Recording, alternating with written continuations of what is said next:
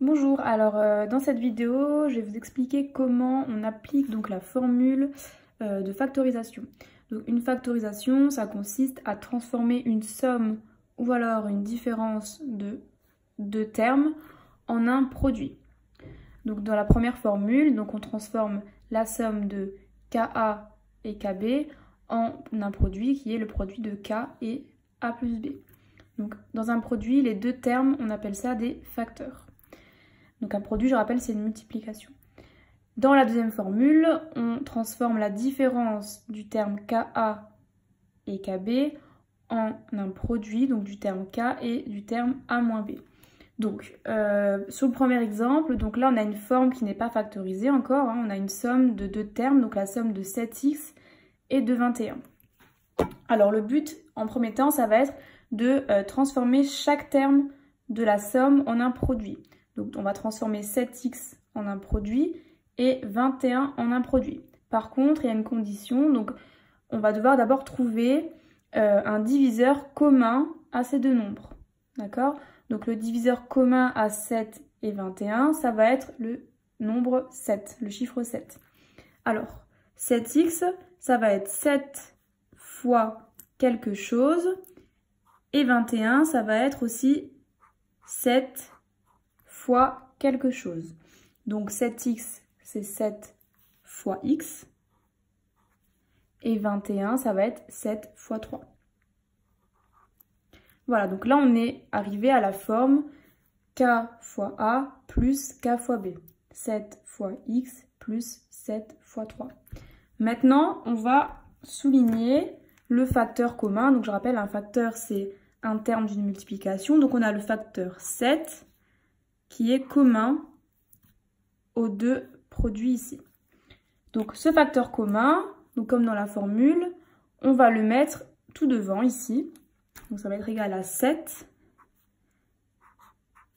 fois, entre parenthèses, une somme de deux termes. Donc des termes en fait des deux produits qui ne sont pas soulignés.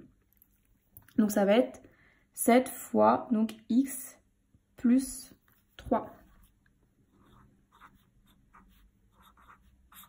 Et là, on a transformé une somme de deux termes en un produit de deux termes. Donc si vous voulez vérifier si votre factorisation est correcte, vous pouvez du coup essayer de développer, parce qu'en fait la factorisation c'est l'acheminement inverse en fait d'un développement. Donc pour développer cette expression, donc on fait 7 fois x plus 7 fois 3. Ce qui nous donne 7x plus 21. Est-ce qu'on est revenu à la forme de départ? Oui, donc votre factorisation ici est correcte. Deuxième expression, donc là on va appliquer la deuxième formule de la factorisation qui est donc le fait de transformer une différence de deux termes qui sont ici KA et KB en un produit toujours. Donc là on a deux termes, hein, 15x et 6, donc on a la différence de 15x et 6. Donc même méthode.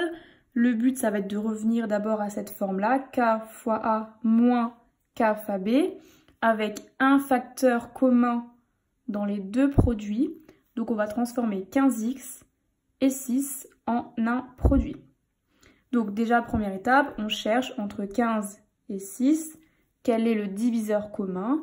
Donc là, le diviseur commun à 15 et 6, ça va être 3.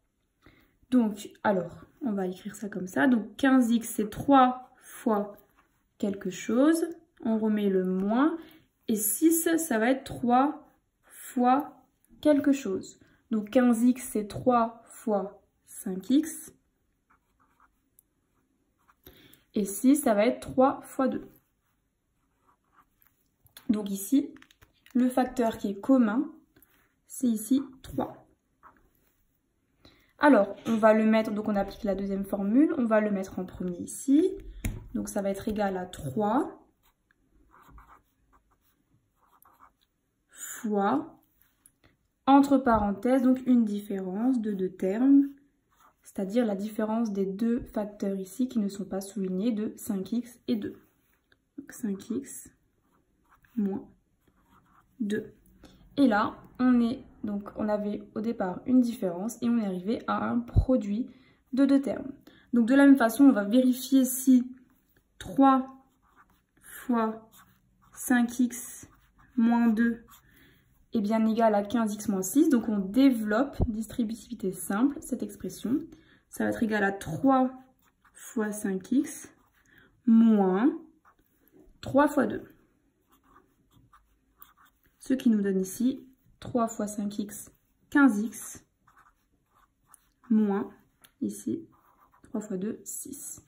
Et quand on développe l'expression qu'on a trouvée à la fin, on retourne bien à l'expression de départ, donc 15x moins 6. Donc la factorisation qu'on vient d'effectuer ici est correcte.